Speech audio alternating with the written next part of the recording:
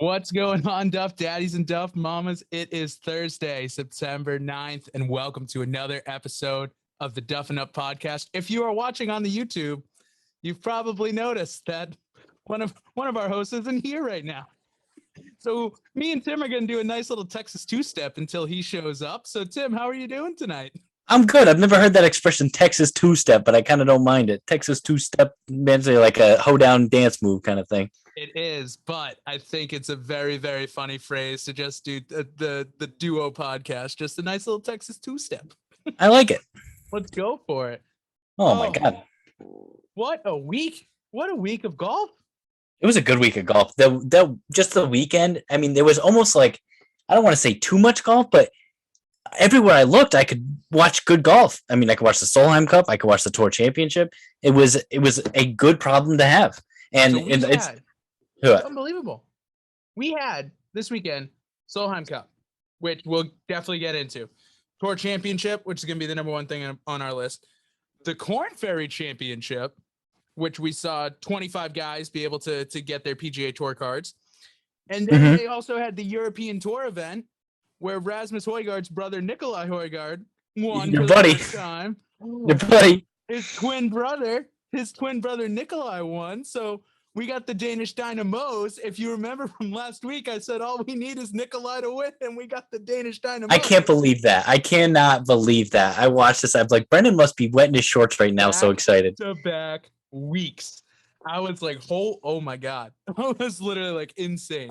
But anyways, I would love to talk about that for hours upon end, but we have much more important things to talk about because the Tour Championship this week, what an unbelievable event. Now, we can talk about, is it truly fair if, someone starts at 10 under, someone starts at 8 under, all that stuff. I will say the top two players on tour this year finished 1-2. Maybe not 1-2 how they should have finished, but the top two players on tour all year finished 1-2. And Patrick Cantlay, Patty Ice, was able to come out of the woodwork and win this week again. Started at -10, had a great advantage, pulled it off by one stroke, was able to take a deep breath and sink a birdie on 18 in order to keep that one stroke lead.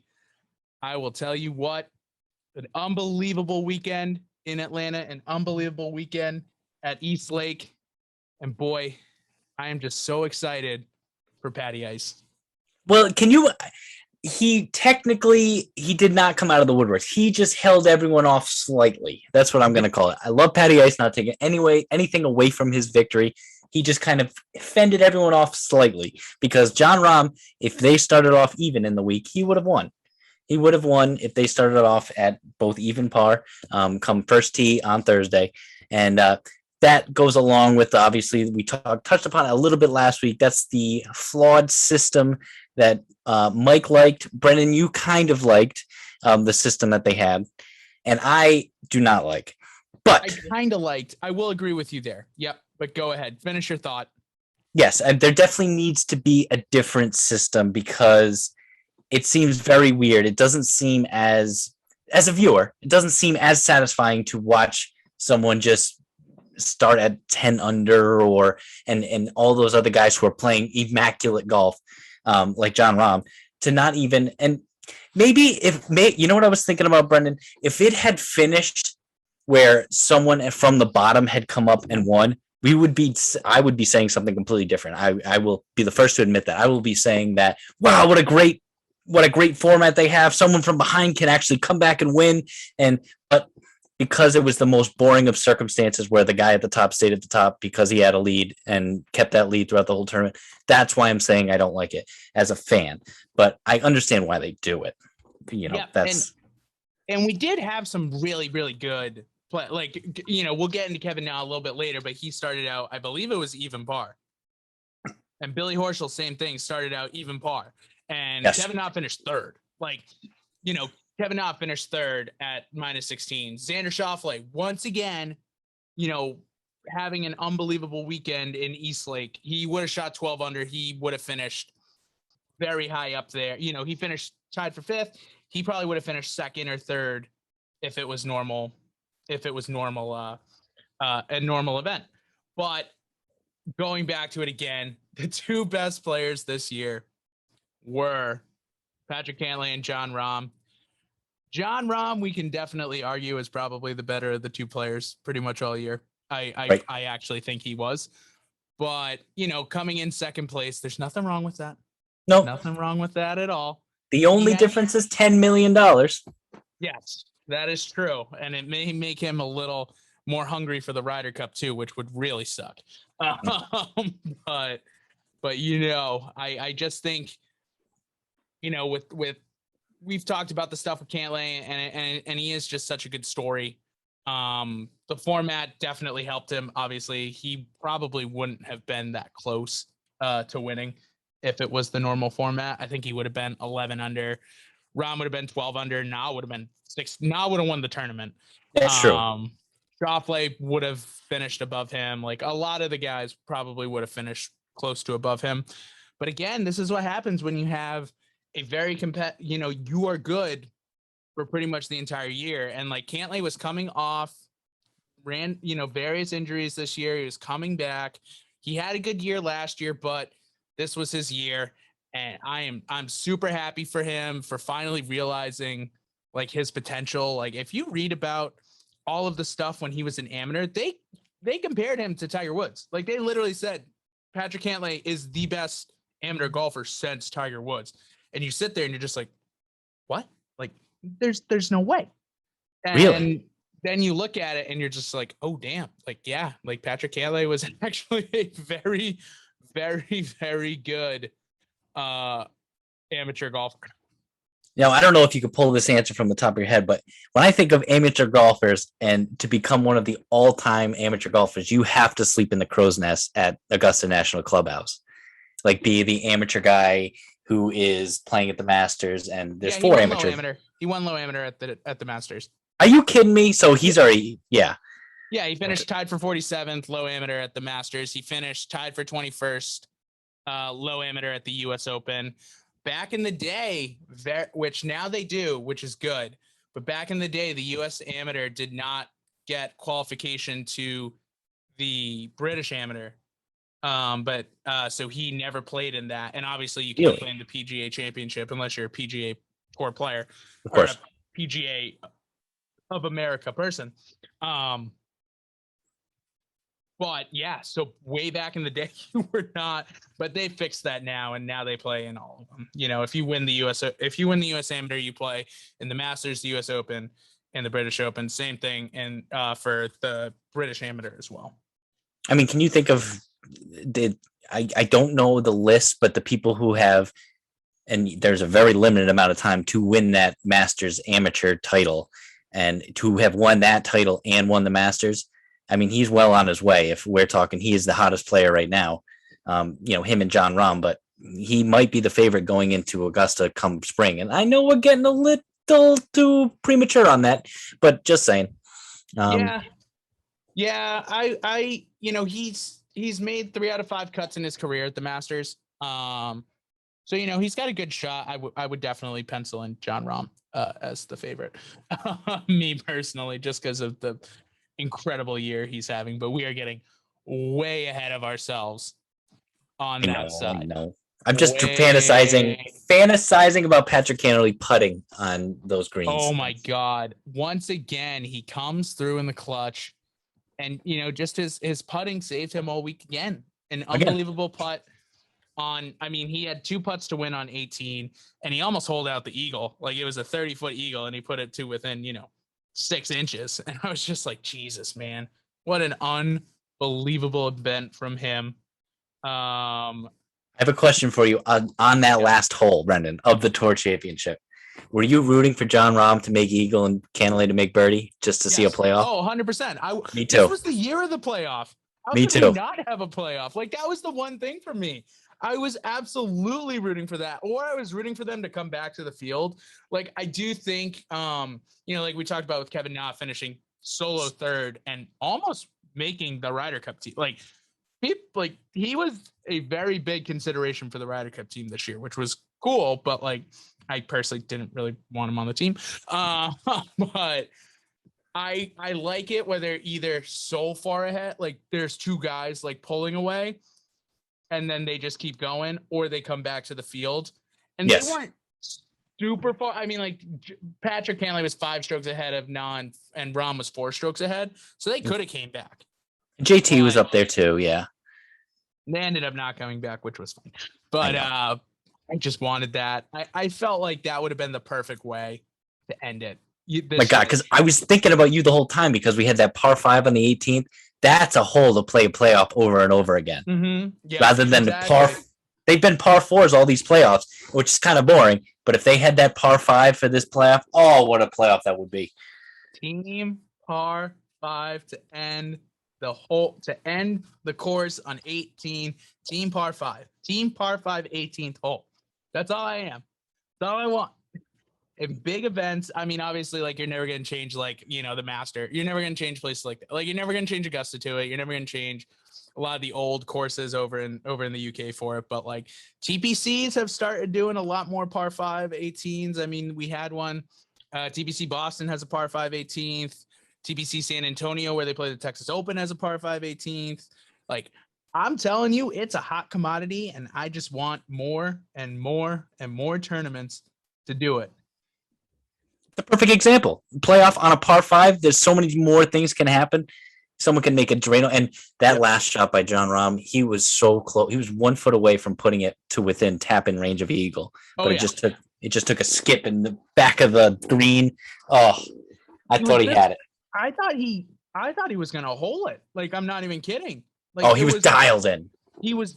Oh man, and you know, but that's the biggest thing, like, about these tournaments too, right? Like, and that's the biggest thing about golf. It's an absolute game of inches. And with that, you could tell, I was like, that might go in. Like, that seriously might go in. And then it skips away and goes, what, 30 feet, 25 feet? And I was like, it easily could have went in. It just took a bad hop off of almost like a downslope, but he thought it was good. Basically, he was eyeing it. He was thinking hole all the time, just like you said. Man, it was very close to being another playoff, which would have been absolutely magical. Oh my God, I would have loved it. I would have absolutely loved it. My God. Speak of the devil. Speak of the devil. Recording in progress, I hear. Recording in progress. That's right. Oh, geez. The only podcast in the world that will allow our third co-host to make it in 15 minutes late. But boy, what an entrance he did. What an entrance. This is fantastic. I guess I had to catch a nap. Holy goodness. I was dead asleep, knocked out. Really tired when I got home, but sorry for all you listeners out there who are expecting me on the clock, sharp, punctual. Not today. Not today. The one, the only. Oh, yeah, right. The one, the only is back, baby. Oh, shit. But hopefully you guys have been ripping and roaring like usual. What we have covered is basically Tour Championship, par 5. Jon Rahm was very close to tying that, sending that bad boy to a playoff, which would have been an absolutely amazing playoff on a par 5. Winning it, that should have gone in. That should have gone in the hole. Oh, that would have been a sight to see. That would have been Patrick Cantlay would have just been like, "Are you joking? Like, what do I do now?" All he could say was his number 1 play in the world. That's all he could have said. Oh man. The question we posed was, when you were watching that 18th hole, were you rooting for Jon Rahm to make an eagle in order to push it to a playoff? Or were you? Oh yeah, me too. How can you not? Was big time rooting for Rahm. He almost sunked it. His approach almost sunk it. And he was. It's so impressive how much there's $15 million on the line. I know he's getting paid 5 as second place, but those 2 approach shots into a par 5, not even that, the drive, like both drives were spanked middle fairway. Rahm was a little right, Cantlay even outdrove him after Rahm ripped it off the tee. Yeah. And then Rahm nearly sinks it for the approach. Imagine that. I mean, imagine that. That thing just goes in. Now Cantlay has to get up and down, right? Nope. But yeah, definitely room for Rom to push that into a playoff, and I think he was shocked that he didn't. I think he expected that of himself. Oh yeah, I would agree with you there too. Rounding out the top 5 here, I mean, Kevin Na, he would have won the tournament if it was a normal tournament. Your boy. Oh, did he? Was he low gross? Yeah, he was low gross. He started even. Oh, did he really? Yeah. Him and Billy Horschel were the biggest climbers of the week. They both started at even par. Horschel got to 10. Yeah, Horschel was 10. Cantlay was 10 too, or 11, right? No, I'm sorry. Well, Cantlay started at -10. Horschel started at even, and then Horschel was the biggest riser from like that crowd. Most of them stayed down there. Horschel and Na both were up there. Justin Thomas continuing to just kind of crush Eastlake still. -15th at 4 at 4th place. Tied for 5th. Another person who absolutely crushes Eastlake in Xander Schauffele, who probably would have finished in 2nd place if this was a normal tournament. So once again, just Schauffele being Schauffele, and Victor Hovland both at -14. Overall, a great week for the golf. Great week for the Tour Championship. Great week for all of these guys because I believe the minimum amount of money, and I will check this, but I believe the minimum amount of money that anyone who played and finished. So fortunately, our boy Brooks does not get the prize money, but boy, guess what, guys? He still does. He still gets it. Oh my goodness Christ. 29th place, Joaquin Neiman walked home with $405,000. Wow. Yeah, I think isn't the 30th place? I think still got over 300. 390. Yeah, Brooks who withdrew but still got 30th place. Walked home with 395. And of course, Patrick Cantlay walks home with 15. Ron walks home with 5. Na with 4. Justin Thomas with 3. 2.5 for Xander and Victor Hovland. Because they tied for 5th? Or sorry, 2.2 for Xander and Victor Hovland. Yes. Okay. All right. Boy, unbelievable. Brooks dropped out after what round? The 3rd round, I believe. He dropped out right before the 4th round. Or he dropped out during the 3rd round. Yeah. He dropped out during the 3rd round. Okay. Yep. So then, in an epic battle between between golf and time, Joaquin Neiman, 29th place. He had to play by himself. He's like, you know what? Screw it. I'm going to go out there and I'm going to finish early. I've already got my $400,000 ready to go. I don't even need to have a good round. He finished the round and he finished at 2 over for the day. And he finished the round in 1 hour and 53 minutes. They were watching him just run, like literally run up and down the field. The commentators loved it. Oh my God, it was amazing. Imagine running up and down the course like that. Oh, no, they were pumped up. They didn't even care it was teeing off. They're like, oh, and we go right back to Neiman. It was great. Imagine being the signboard. Imagine being the standard bearers and like the guys who are keeping score for like the scorers for him though. And instead of being able to walk, they're running down the entire time. Saw a couple pictures of that and it was hilarious. Like the kid with the little sign. Like me and Mike used to do that back in the day for some tournaments. But like I can just imagine like running down, just being like, oh, hopefully it's tiring. I know we volunteered, Brendan, in the Bank of America, but hopefully they're not on the clock getting paid by the hour because they'd be getting screwed over, Honed. But I think they'll realize quickly that that's the way to play golf. I mean, they're out of there whatever time in the morning. Oh yeah, teeing it up, and then they get home and they're like, "Oh man, you can play golf in 2 hours." It was impressive. It was very impressive. I've played golf in around 2 hours before too, and again, it was with a cart, so it wasn't running. It was. It's hard. If you're walking, it's hard, but cart's game changer. Yeah, it's borderline impossible to play under 2 hours when you're walking, because like you have to pull the Joaquin Neiman and run. And he has a caddy, which also helps. I mean, I know we saved this segment for the last, but I was behind some slow dudes today. I'll tell you. Oh boy, really? All right, hold on. I have a whole new way of looking at golf. I was watching this movie. There is another podcast that I did not listen to, but I love the name, and the movie that I know we're going to be talking about movies later on in our upcoming seasons or off-season podcasts about different golf movies. Boys, I found a new golf movie, and they taught me something that really just made me get back to why we like golf. And I know no one wants to play a 6-hour round. No one wants to do that. But that's not what this is about.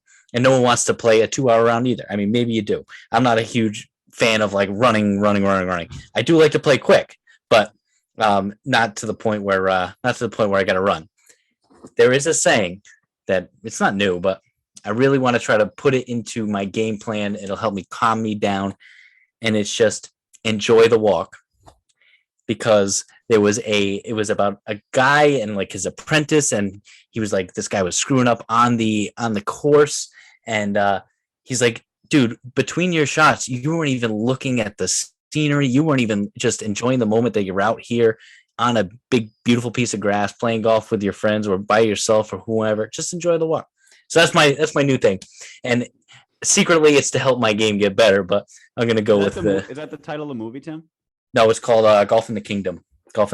I stopped watching the movie halfway through because there was some weird like, I don't know, animation that they input into this weird movie. So I stopped because it's a book, and so I'd like to read the book in full to get to the end. Interesting. Golf in the Kingdom. Wow, we just went off. Way off. My apologies. That's absolutely on me. Okay. I love it. Holy crap. I went back out to Missouri and back. Head of the golf course had to come over like on the 6th hole and say, sorry, guys, these are the old people. Or sorry, guys, these are like literally these are the people who've given us so much money. Old money. Like they can do whatever they want on the course. They're driving golf carts across greens. They literally take 10 steps a hole, and it's three out of their cart, 1 out of their cart every time. Just it's classic how close they bring carts to their balls in places, and it's just awesome. It's like, man, I was at Ledgemont today behind a group of 4. It was actually 5. A group of 5, and my average age must have been like 86. Wow. So it was awesome to watch these old people. It's exactly how I'm going to play golf. Like, incredible. But Bogeys for the boys awaits. That's right. It does await in a little bit, but I do like that. And yeah, enjoy the walk. Nice little. I like the phrase of that. It has been taken by someone else, but that's okay. I know. Has been taken by another group, so now we got to call it Shmamoy the Schmuck. They have less listeners, I think. I know. Take them over. Yeah, I know, right? Buy them out. Yeah. With what money? But anyways, we're over here just stuffing it up. Maybe Cantlay will give us some of his cool 15 million as an investment, since we talk about him, or since we have hyped him up, and I am so excited for him, so excited that he was able to take home the tour championship. But like we said at the beginning, that was not the only golf that was played this weekend. Well, it's definitely not. I was gonna say most definitely not. We had an upcoming preview almost of the Ryder Cup, which usually does not happen because they usually play in different years. But we had the Solheim Cup, the LPGA's best, came up against each other. And once again, Europe goes back to back. They end up winning 15-13 on U.S. soil. They had not won on U.S. soil, I believe, and don't quote me that, I believe since like 2007. I'm double checking. It's been a while. Double I know checking. that. And I think the U.S. is 10-6 overall. And 2013. Sorry. Nope. So sorry. Not 2007. 2013. they were the favorite going in today or going in this past weekend. But Talk about one event, individual total purse is a just gross amount of money to the Solheim Cup. These ladies out there, I know the Ryder Cup coming up. These men, they're gonna do it for nothing. They wear the US of A on their chest and go out there as a team in golf. The women this past weekend, it was a lot of fun to watch. Inverness in Toledo, Ohio, great little course. What a loop. What a loop. it was. Perfect conditions. Oh, That first hole and that 10th hole sharing a tee box. Yeah. I feel like they should do that every Ryder Cup because you're going to come back around to this humongous amphitheater that you got to take that pressure drive, at the front 9 and at the 10th. I don't want it to happen in Europe because it's pretty intimidating, but I want it to happen when it's on home soil. That's for sure. We know what they're going to be cheering for. But you know what a great part was is how into it the ladies were, and obviously they do it every year, but I love watching them as soon as they make a putt.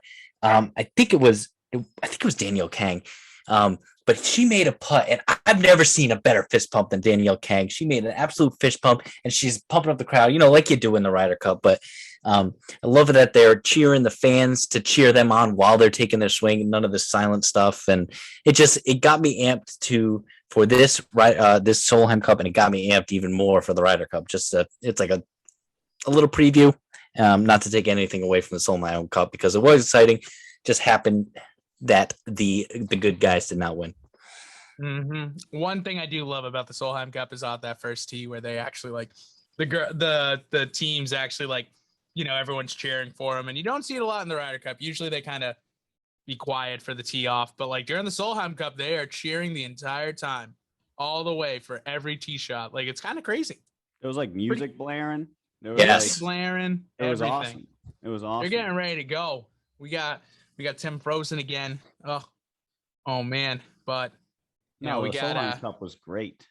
Great. Oh man. One thing I do have to say is that the US may now have a huge rival on the European side because Leona Maguire went in as a rookie this year, one of the first ever players from Ireland to play in the Solheim. I think she was either the first player or the second player from Ireland to ever play in the Solheim Cup. 26 years old, very good amateur golfer, very, great on the LPGA Tour this year. Goes 4-0-1 against the US women. Yeah, man. It was yikes. Yeah.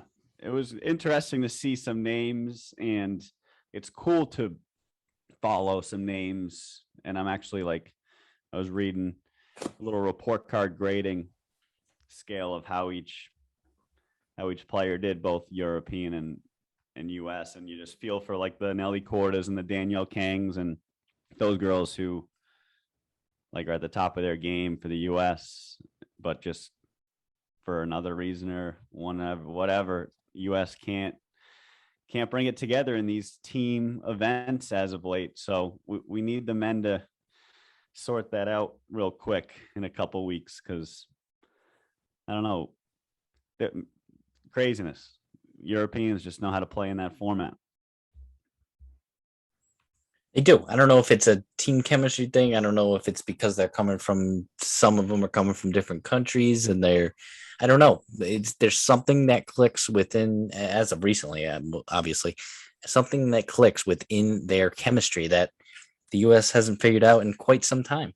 I don't know, but it was a fun event to watch. That's for sure. Great track, like Brendan said. Donald Ross design. Wow. Good energy too. Lizette Salas had a cool little feel about her, little vibe. She's a cool little chick for the U.S. Just a little Patrick Reed but not in a cheating way. Not in a mean way. Yeah. An emotion way. But yeah, I think it was, the US once again. I mean, there was definitely some good showings. Like Jennifer Kupcho was a rookie. She had a really good showing. She went 2-1-1. She did get crushed by Leona Maguire on the last day in singles, but besides that, she played great. But some of the big stars, like Nelly Korda didn't have a great weekend. Danielle Kang went 1-3. Like that's unheard of for her. She's usually very good in the Solheim Cup. Lexi Thompson, she was up pretty much the entire time in her singles match, and then Anna Nordquist comes back right at the end and ties it. Like it just kind of kept cascading. Like legitimately, just like one after the other after the other. How about that first match? Especially coming towards the end, it was Lexi Thompson versus Anna Norquist. Norquist, and usually the first match, it doesn't really, it's the first one to finish up usually, because it either it's like 3-2 or 2-3, whatever. But it came down to that 18th hole, and it was one of the. I mean, there was only like 4 matches still being played, and that match counted. I mean, they were really relying on Lexi Thompson to get the 1 point. Absolutely electric match. Not often do the matches come down to the 18th hole, and that one did, and they ended up pushing a half point each. But it's just kind of it's fun to watch Lexi Thompson be a veteran nowadays rather than her being the young gun. Yeah, there's so many younger people now, and she's kind of just like a steady Eddie kind of person. What a matchup that was, Norquist versus Thompson. That was fun to watch, especially. It really was. That was kind of just like, and the anchor match too with, it was supposed to be a good anchor match with Danielle Kang and I think it was Sagstrom. But it ended up Pop-Off? No, Pop-Off didn't play. Pop-Off lost her singles match. No, it was Sagstrom, I believe, versus Danielle Kang, and Danielle Kang lost, and people were very surprised. Peterson. Yeah, sorry, Peterson, not Sagstrom. Yes. But overall, I mean, good event, great, unbelievable event for women's golf. Still have my problems. Speaking of Sagstrom, though, did anyone? I think it was Saturday, the first day, see her pick up that ball a little quick and get. Oh, I forgot about that. That was nuts. Looked like us in cornhole, Tim. Like bag freezes for a moment. You don't want any other bags to fall in the center, or you rip that thing off right away. Like. Right. But what do we think though in golf? I mean, as an opponent, you see that. Are you touching that? That's such a. First of all, can we agree that it wasn't going to go in? It wasn't going to go in, but nope, was not going in. But don't touch it. I know what you're saying, and it's so different in match play that, like, sometimes they get a little happy with the gimmies. Yeah, and just almost apathetic with the rules. But US not the rules, but US wasn't giving any short putts away on Monday. I'll tell you that in the singles, US wasn't giving anything. No, I almost wonder if that added to their fire. Like, okay, they just awarded the USA a free hole right there. Let's just stick it to them and show them who we don't. We'll give them that hole, but we'll take the match, or we'll take the hole. We'll take the cup. It's kind of I don't know. And it's a little fishy being on U.S. soil, that's for sure. But can we agree it wasn't going to go in? And then can we also agree that, I mean, this is what I'm going to say, just don't pick up the other person's ball. Yeah, don't do it. And for those who don't know, I mean, she was penalized a stroke, right? I mean, they lost the hole. The hole due to it. Yeah. How crazy is that? Like, they literally lost the hole because of it. Oh, so for the listeners, can we break down exactly what happened? Because we kind of just like reacted. Old Nelly Korda putted it to like from 25 feet to an inch, and Sagstrom kind of ran in there and plucked that thing right off the carpet of the green, and saying that was good. Saying that, yeah, for birdie. Right, and then like it's not like the U.S. team or Nelly Korda went to the rules officials and said, "Oh, what's up with that? Why? How come they can do that?" It's just the rules officials stepped in and took over the situation and assessed their own penalty based on the situation that they saw, not from anyone else's vantage point. But they were saying on the shotgun start, like if you're Nelly Korda, you could just like kind of squash all that and say, "Hey, that's not going in. Like that's not had no chance of going in were good. Like, let's move on. But instead, the rules officials assessed the penalty of the hole, which was huge. I think it actually did determine the outcome of that specific match. But then European was kind of using it as like, they kind of let it fuel their fire and kind of got pissed at the U.S. Supposedly, I guess Suzanne Pedersen apologized for the way she handled herself after it, just because they kind of thought the U.S. invoked that whole situation where the rules officials should have done something, when in reality they just, I think that's the gist of it. But yeah, it's a good breakdown. Yeah, it's just that's a good breakdown, Mike. That was pretty good. And Nelly Court is like all emotional, and number one player in the world. She's pretty young, I know, but she's 22 years old. Yeah, like, she is so young. She let some pressure get to her, and she let the moment. I mean, anyone could have reacted the same way. She did nothing wrong. It was just like, yeah, Tiger in his prime would have been like, we ride tomorrow. Death. We ride tomorrow. Death comes upon Europe tomorrow. God, I hope he says that exact line. Like, I hope he calls into the locker room right before they go out at the Ryder Cup, and he says, "Let's ride, boys," or something like that. Today we ride. Right. Get him on. God, that would be great. Who knows? Maybe he'll just head over to the Straits. Who knows? You think? No, probably not. I mean, he's not playing. He'll probably be there. Right to the Straits, Brendan. He's coming in through FaceTime. He's coming in through Phil Mickelson's phone on FaceTime. Yeah, that's true. Are we right into the European Cup selection? Do you have a? I know Brendan segues, Mikey segues.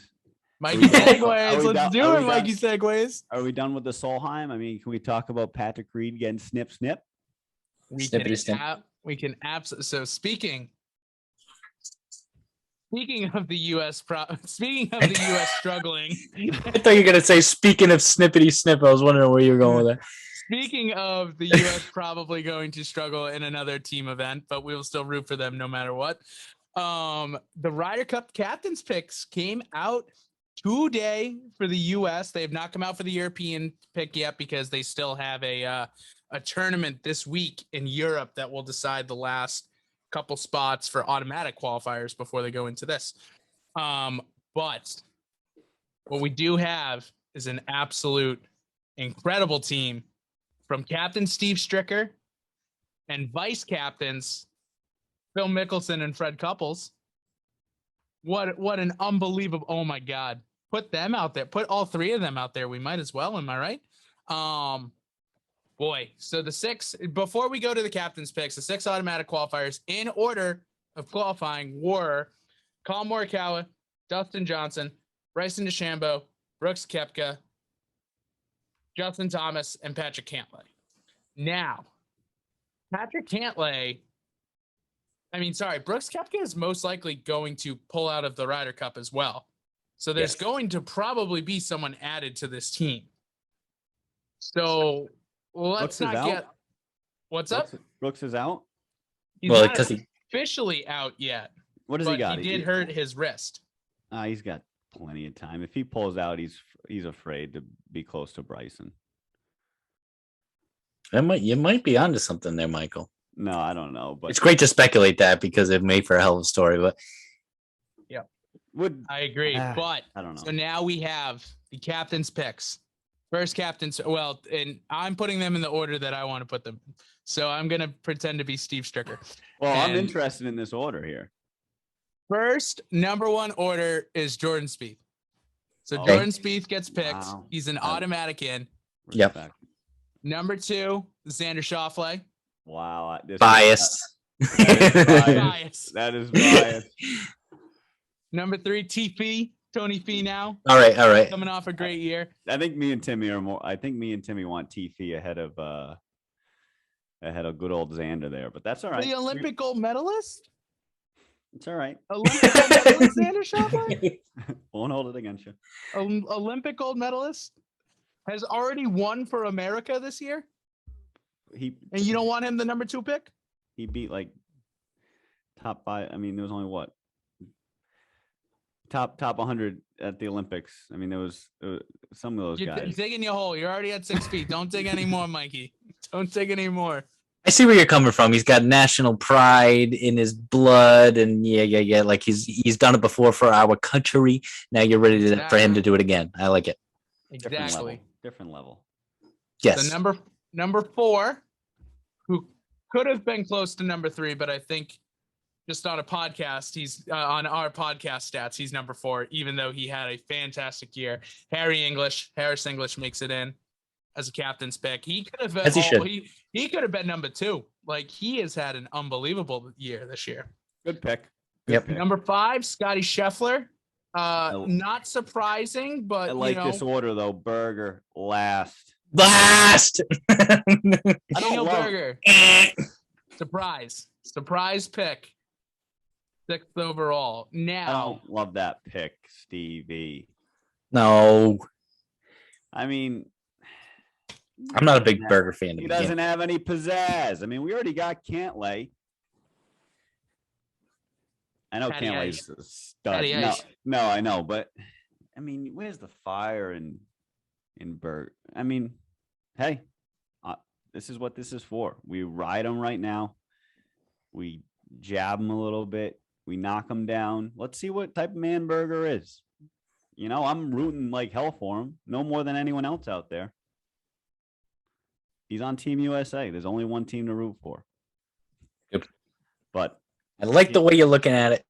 But if I were to say, would you rather have Daniel Berger or Kevin Na or Phil Mickelson play in there, or even Bubba Watson? Would you like to see in there?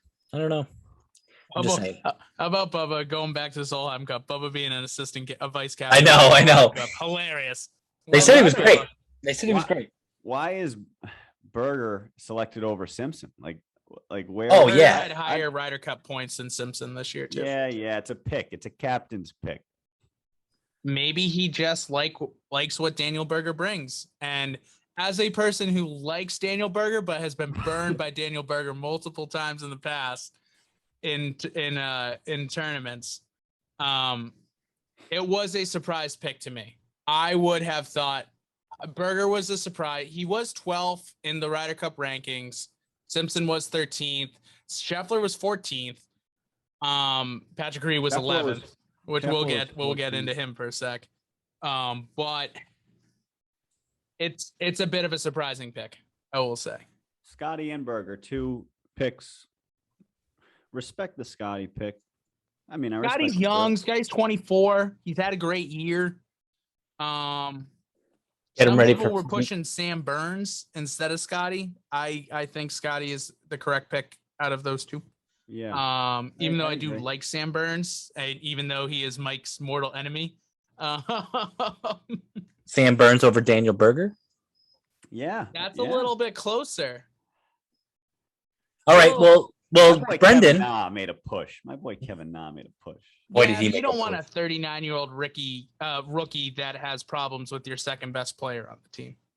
Who's that? DJ? Oh yeah, he and DJ do not like each other. That's squash. No, I mean that was one incident. Yeah, Bryson and Koepka are going to be there. But if Brooks does not show up, are we bringing in Sam Burns? Do you think Steve Stricker is going to say, hey, Phil, just play an alternate shot for us so we don't have to bring in someone completely different? Or what do you think they're going to do? Webb. I'm going to guess Webb. Webathy Simpson? Webb Simpson. Yep. I was surprised that they chose Berger over Webb. I thought it was going to be Webb. I'm not a big... I think Webb is kind of whatever. Like, I think he has the personality of a jar of mayonnaise. But he's got no pizzazz either. Huh? More of one than Berger. No, Berger's like Chipotle mayo compared to Webb. Come on, man.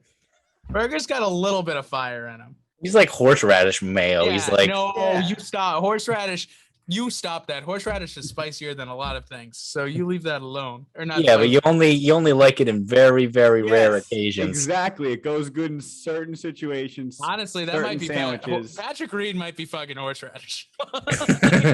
Patrick Reed, your hot sauce. I mean, mayo goes good on everything. Give me Webb. Quarter of the century. Give me Webb. That's what we should do. Compare golfers to different sausage or condiments. That'd be hysterical. Boys, we'll put that on. We'll put that in for later. Well, that'll be an off-season podcast. That's hilarious. When we get guests back in, we can do rapid fire with that. Compare this to compare this person to condiments. First sauce that comes to mind when you name a golfer. First condiment that comes to mind. Terrific. Right in the Shambo. Go. Relish. Okay. Wait, don't think about it now. We gotta wait. Wait. There's a couple that you can't say. You cannot, you are not allowed to say soy sauce for Colin Morikawa or Kevin Na. We're not allowed to do that. We're not allowed to do it. Hear that, Michael? I wasn't thinking it. I know, but you did ask about why China and Taiwan don't get along on this podcast before, and we had to take that. I called the Republic of China Chinese Taipei or something Chinese like that. Taipei. couple blunders, but I'm an ignorant U.S. kid who lives in the Northeast and pretty much keeps his life to the Northeast. USA. That's what I was gonna say, Tim. It's not our job to pick. You know, I love Steve Stricker. Respect. Yeah, I do. You're right, Mike. It's not our job. They know more. They know more than us. They do. You know, so they pick Berger. They pick Scheffler. I'm riding with Scheffler. I think I can get behind that guy. Scotty's got it. Scotty does have it. His swing is still stupid, and it will be stupid for the rest of his life because We'll see if it holds up under the true test. Did you see Lex? I mean, I know it's going back. Did you guys see Lexi Thompson kind of having the same type of kick out that Scotty has this week at the Solheim? She had a little bit of a kick out with her back leg. I was really interested in that. She was really trying to correct her. She was kind of blocking her shots out to the right. She was almost pulling them. Right, and she was trying to overcorrect it, because she felt it, and she was basically throwing her body to the left. Yeah, I didn't notice that too. She must have been having trouble slicing or something because she was hard pulling a lot of those shots, which was impressive. I was like, okay. Ever since Olympic Club, that devastating collapse by Lexi Thompson, I haven't. U.S. Open was tough. They just didn't get it done. The U.S. It's a team effort. Right. Yeah. So speaking of people that would bring down a team incredibly because no one likes him, Patrick Reed. That's a good one. Reed. Dude, Captain America is not playing. But so I get it. Patrick Reed, Captain America, he's got that kind of spiciness to it. He's got that side to him. You know what I mean? Like Mike said, he's got the 5-alarm sauce. He is he brings that energy. He does. The person I would compare him to on the European side is he's very much like an Ian Poulter on the European side. The issue is that everyone on the European team likes Ian Poulter. Right. And gets along with Ian Poulter and thinks Ian Poulter is a good guy. Everyone on the U.S. team hates Patrick Reed and thinks he's a D-bag. So you have these two very conflicting issues, and it's just okay, you're very good at match play, but nobody wants to play with you. Hey, and if you're not a shoo-in, if you're not top 6, you got to earn your way. And if you rub people the wrong way, I'm just curious, he's a bulldog, right? Harris English is a bulldog. Oh no, Harris English despises him. That's what I'm saying. You've never heard that? No, that's what I'm thinking. I know you've said that, and I've heard. No, stories. So Patrick Reed got kicked out of Georgia because I think he stole something. I think he got in trouble, but also everyone on the Georgia team hated him. So he transferred to Augusta State. And so Harris English was on that team. Kevin Kisner wasn't on the team, but he knew him. There were a couple other, there's a couple of other guys who were on that UGA team who do not say good things about Patrick Reed.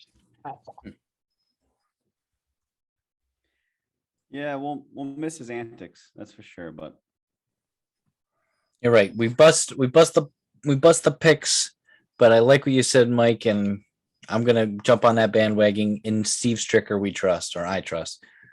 Stevie said he lost sleep over having to leave Patrick Reed off the team. Hate to see that. Hopefully the captain's all right.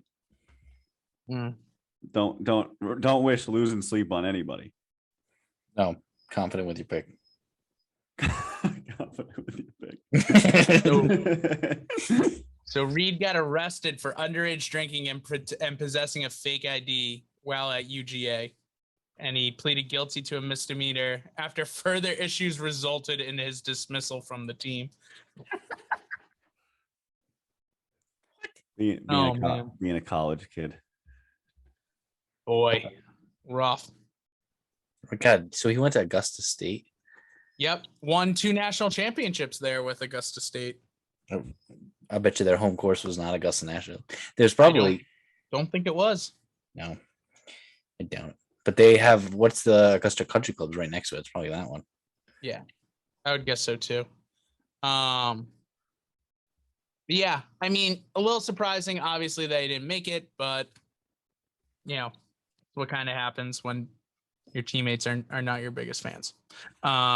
So yeah, I don't know exactly how the Ryder Cup's going to go this year. If you would have had both Bryson and Patrick Reed on the same team, I guess you could have just paired them together and then nobody else on the US would have talked to them. But Brendan, did you hear your hot take from 2 weeks ago? Other podcasts started saying it, and I was like, son of a bitch.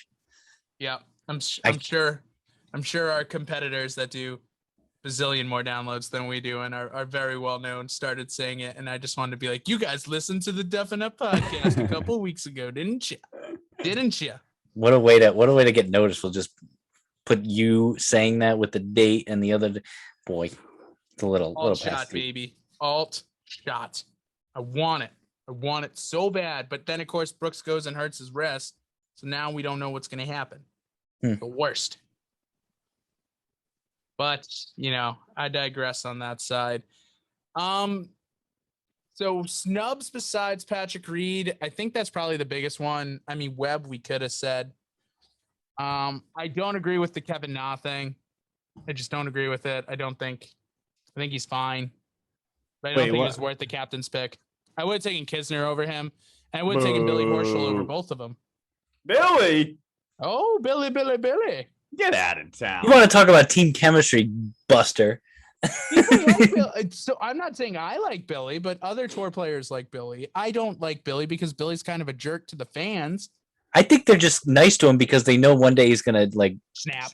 He's gonna have a shotgun one day and just go through. Oh, one of the highest guys who also didn't get picked, Jason Kokrak. You want to talk? That would have been interesting. Oh my God! Imagine Big J out there, hitting the ball an absolute. But then he would have had to put Pat Perez on the team. So then just Jason Kokrak, and Pat Perez could have been on just alt shot and everybody's playing. Oh. Everybody's playing. Unbelievable! Would have been great. Pretty soon, us three are going to be aboard. I know, right? My kidding. one guy who I had as a dark horse was Will Zalatoris, and he did not end up making it, which I was a little sad about. But I haven't seen Willie's. I did see the race to Dubai standings. Willie Z's like top 10. It's classic. Yeah, but he's not allowed to play in the FedEx Cup because he wasn't a full tour member. What? Morikawa's number 1. He played in like 2 events. Yeah. He won yeah. Billy Horschel's like number 3 because he won one of the WGC events. Like, that's how they do it. Yeah, so it's the race to Dubai gets a little strange. I will say that the rankings and everything like that, bit strange, bit weird. Well, it's all about money. Who's gonna bring the big names? Exactly. Who won? I know we go on, Tim. They can decide how many points you get afterwards because they'll be like, oh, Colin Morikawa won that one. Well, let's give him 45 million points, so that way he has to come over here. They have the money to do that. They do. They do. All right, boys. What do you say we get into some bogeys for the boys and girls? How did everyone do? Anyone play this weekend? Mikey, you played what yesterday or sorry, Tim, you said Mikey, you said you were playing today or yesterday? Oh yeah, and back of the five-some. Back of the old some. Yeah, I played today with a colleague and got out on Ledgemont at like 9:50 and got out of there around 12:10, 12:15. So no work was done. Wasn't brutally slow, but just a lot of pauses in between. No work.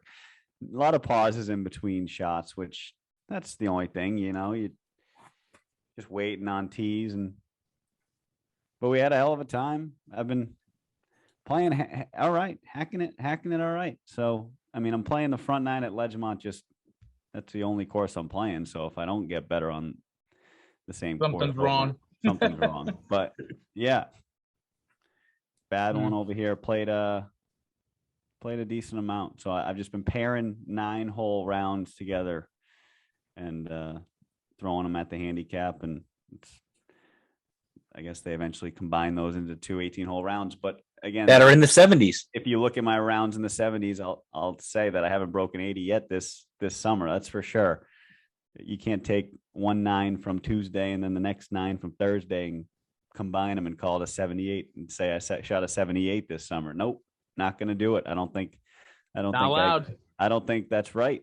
So not allowed. I shot an 81, 82 using this 9. Actually, no, my low for the summer is I think 81. That's where we stand. Mm-hmm. Nice, man. Not over yet. It's not over yet. Not over yet. It's not over yet. Timbo, how'd you do? Good. Played place called Fenner Hill down in like the bottom left-hand corner of Rhode Island. Played with my cousin Matt. And we met up with these 2 random guys. This guy Dave, who we kept calling Doug on accident. Sorry, Dave, kept doing it, but it became a joke at the end. And then this other guy, his name was Com, and he goes, "Hey, my name's Com," and I'm like, "Huh?" And he goes, like .com, and I'm like, "Oh, okay," and I got it right away. Anyway, he goes, "I'm just letting you know, I am just starting playing out, so I'm just starting out, and so I apologize if I'm real slow, whatever." I'm like, "Yeah, but whatever. We're gonna be hitting shots left and right and everywhere." So he gets up to the first tee. He makes like a double bogey on the first hole, whatever. Gets up to the second hole, which is like a short par 4. Really tough pin placement. Hits it like 220 out with like a 3-wood or something like that, and sticks it within like 3 feet of this very challenging cup for a birdie putt. Makes a birdie, and I am sitting there with my arms. I'm like, "You're a 30." He told us he's a 34 handicap. He goes, I'm like, "What are you talking about? You're a 34 handicap." He goes, "I swear to God, that never happens." And we're like, "All right, whatever. He just had a good hole." Next up, he hits this 34 handicap hits a 280-yard tight draw around a tree. I'm like, "You are not a 34 handicap. That's I've never seen a 34 handicap hit a tight draw." And so anyway, it was a running joke throughout. Turns out he just had the best round he's ever had, and we ended up being friends on the green. He was a great guy, and he showed me like his rounds before. Like he's in the 130s, 120s most of the time. He ended up shooting a 99. It was great to watch. First 100 break. That's awesome, man. It's great for him. Good for Dave. I mean, no, Doug. Who? Tom. Com, yeah. Tom. Oh, geez. I gotta tell him to listen to this podcast. That's funny. I know, man. Wait, was this the same guy you called 34 the whole time? We called him 34 every time he hit a good shot. I called him 34. I shot 34. Mr. 34 handicap, how you doing? Every time he hit a good shot. Did he have the grin before the round? Yeah, he was an avid user, just like me. And so now he's been playing like a maniac. I've been following him now. He's down to a 29 handicap. Dang. Hell yeah. Guy's decked out in Nike. He's got he's got some money. He's got some money, you can tell. He's got like Nike, gross. He's got Mizunos. He's got Mizunos like you. Yeah, he's got Mizunos like me. That's what I said. I said mine are 15 years older, but always been Mizuno. You bond over that. that Every time. Every time. Like your friend James, not James. Right? Max. Max. Yeah. He has like the same exact clubs. And what are you, Brendan? Good. I played on Sunday with the What? fam. What? You What played? do you mean? You got out? I was able to get out. It was Labor Day weekend. It was great. Talk to me. Played on Sunday. Didn't shoot my best round of the year. Shot an 85 at Pawtucket. I had been shooting pretty consistently low 80s there. So I was a little upset, but hey, it happens. Not the end of the world. So mid to low 80s, that's fantastic. Yeah. Yep. So shot an 85. We're gonna get better. I mean, I wasn't too happy with it, but at the same time, like, how can you be upset with an 85? I just didn't, I've been kind of crushing the back nine at Pawtucket, and I just didn't do it this time around, and I was a little upset by that. So, it happens. Hey, fuels your fire. Almost drove the green on the short par 4 of number 11 again. And wow. That darn great hole for you. How far is that? About 288. What so in I length? usually That's end great. up in the so I usually end up in the bunker, which is right around like 65, 270. So pretty much every time I end up in that bunker. We got to play Pawtucket, us three. Always going for it. Always going for it. I haven't played Pawtucket in a while. Really? It's so tight. The front nine is the worst because it's just so tight. Like every hole is against the woods, and every hole, like if you make one tiny mistake, like you're out of bounds. So that's the worst part. Oh, it's all OB. Yeah, it's a lot of OB. Gotta be disciplined. Gotta be disciplined, and it's just a lot of tight. I mean, you've played it before. It's just super tight. That's the issue. I played a scramble there before. I haven't gotten the full experience. Don't worry. We'll play. Brendan, September 20th at Foxborough. Is that a scramble? From what I understand, it's a scramble. Might also be, hopefully it's not a bramble, because I think one year they tried it as a bramble, and that was pretty bad. Is that the one where it's like a Texas scramble where you hit the drive and you take the best drive? Yeah. I'm not a fan of that format. I don't think many people are, but hey, some guys who are, happens. Wouldn't be happy about it though. That's for sure. If if I'm there just to have fun for a tournament, I'd just rather do a full-on scramble. I'm with you, Brendan. Yeah, right? Like, who cares? Just swing out of your butt. Like, either play your own ball or play a scramble. Yeah, that was the one thing with the best score and then they do like the Callaway system for one of the events I played in for the Y and for the Rotary. Once I found out it was best score, I was like, okay, like I'll play my own ball, and I played really well that day. But at the same time, it was just like, if we would have had a scramble here, we really could have done some damage. Rats.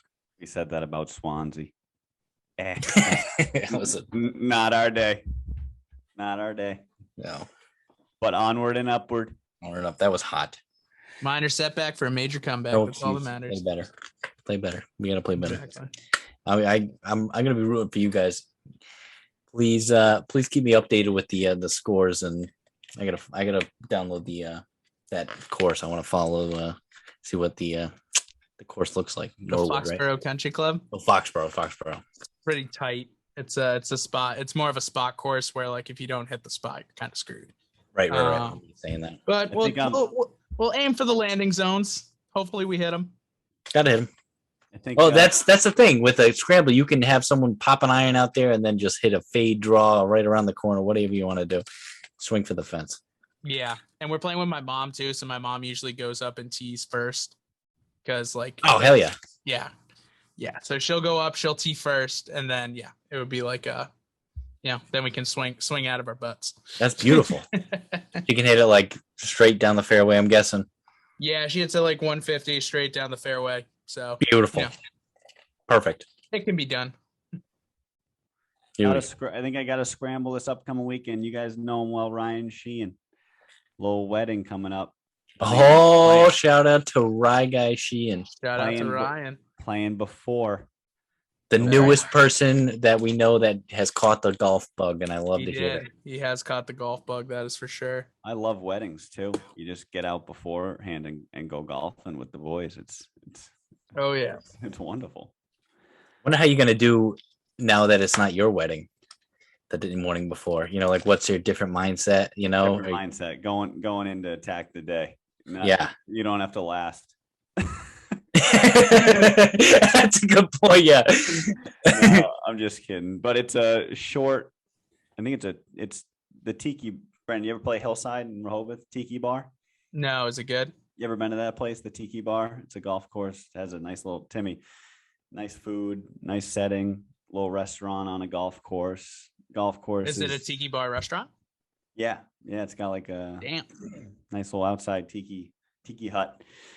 But I think we could do some damage if we play scramble, which I fully anticipate. As I don't think Ryan knows any other way. I like that. Hey, congratulations to Ryan. One of the nicest people you'll ever meet. Congratulations. That's cool. Absolutely. I know they got like married last year, so this is probably just like the event, right? Oh, that's right. But still. Yeah. That'll be great. You guys will have so much fun. I know he appreciated or enjoyed playing with you, Timmy, but down or up in New Hampshire when you guys partnered up. That was a mistake on my part putting you. That was fantastic.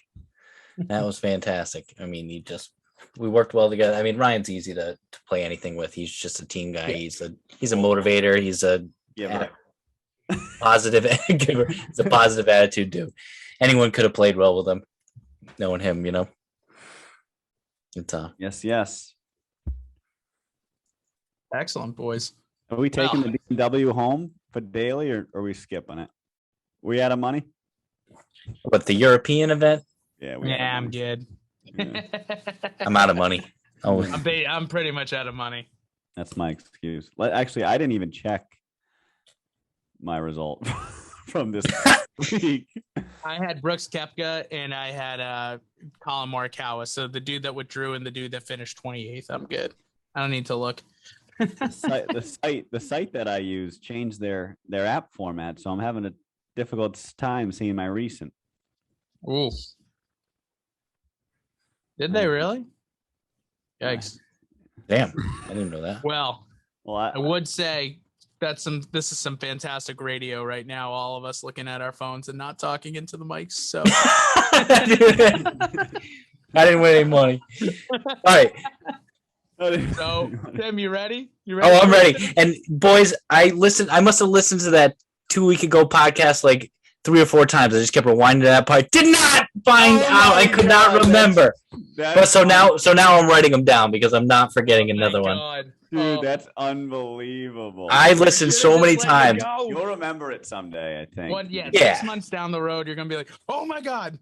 and and you'll write it down, or we'll let you ask the second one. I know, but now there's so much, it's almost to the point where there's so much hype around this forgotten question that when I finally come up, I'm gonna say I might have to make up another even better one just to take the because this is. But sneak that in the episode after, like the next week. Yeah. Just see if you guys liked it for real. Yeah, right. Okay, guys, that was what I thought about back in late July. Yeah, exactly.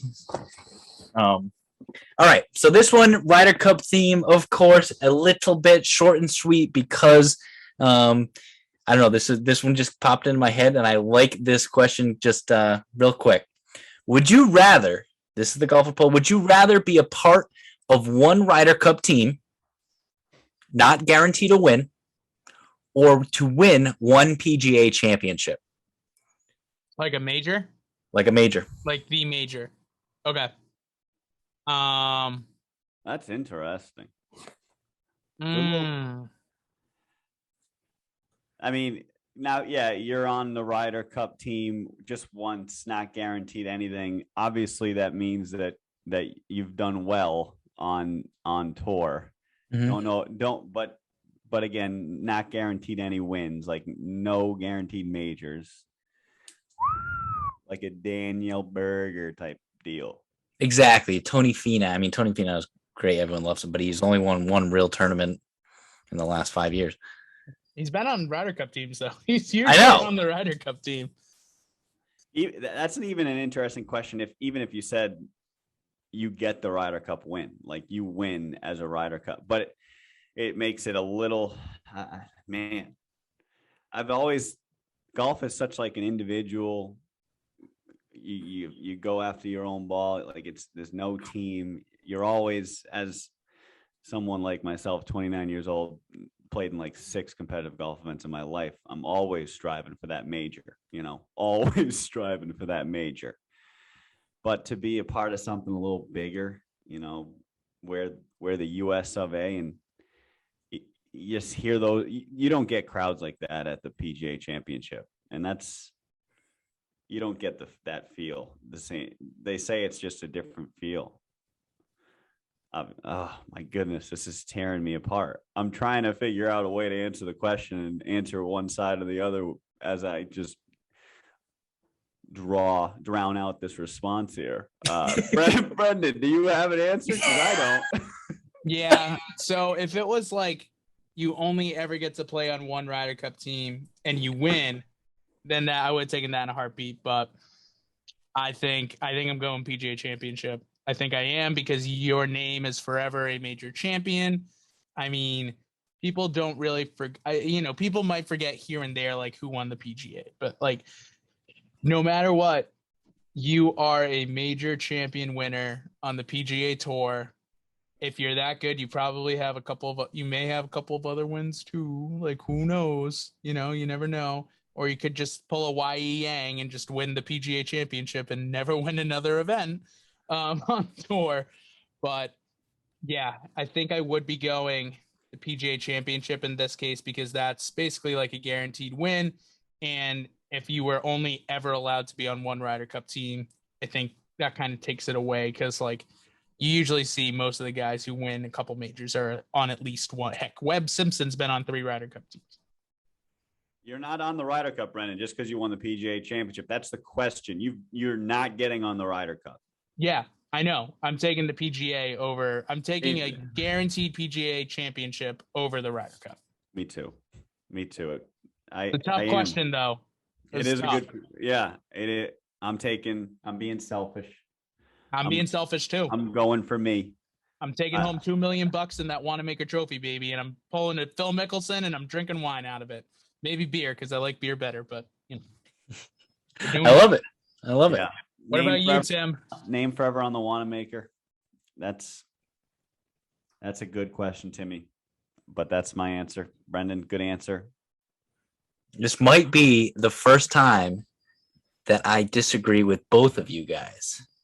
And I am Ryder Cup through and through.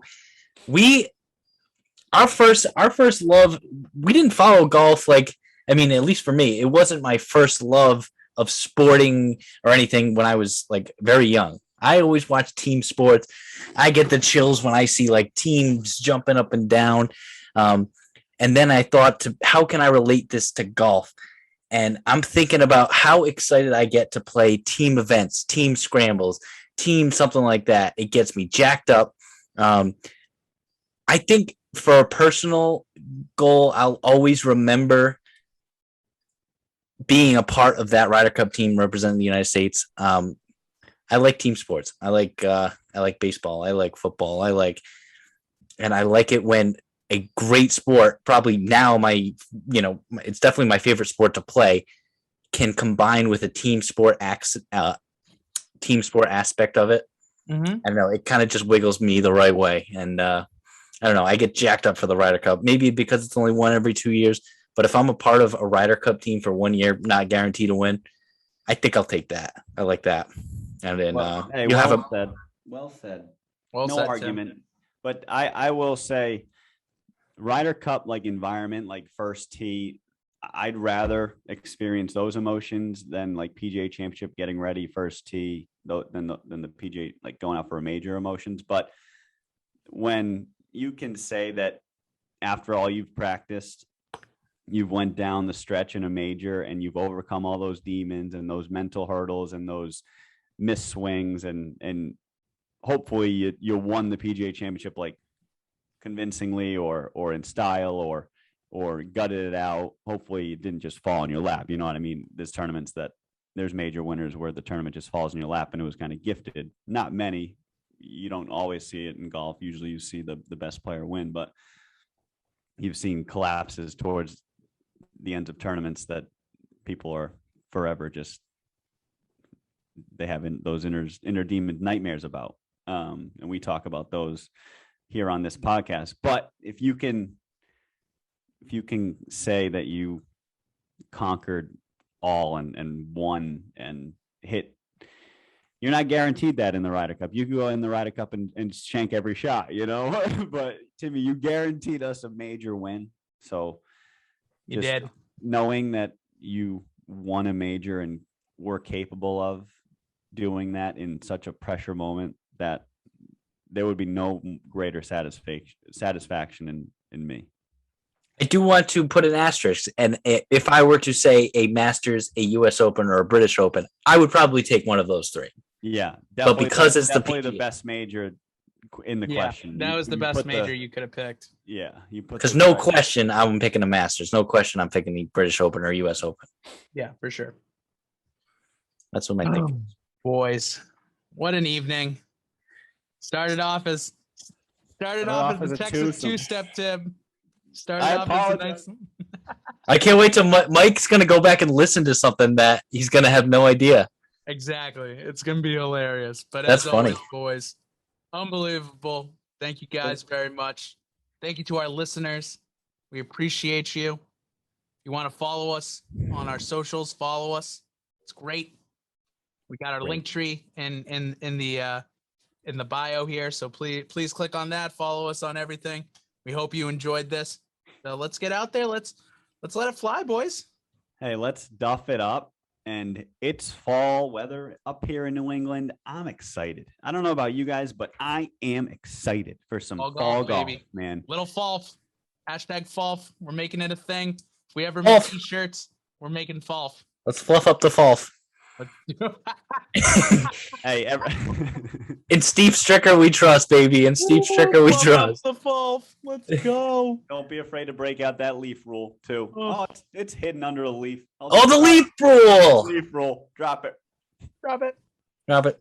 Oh, fluff up the fall, boys. Fluff up the fall.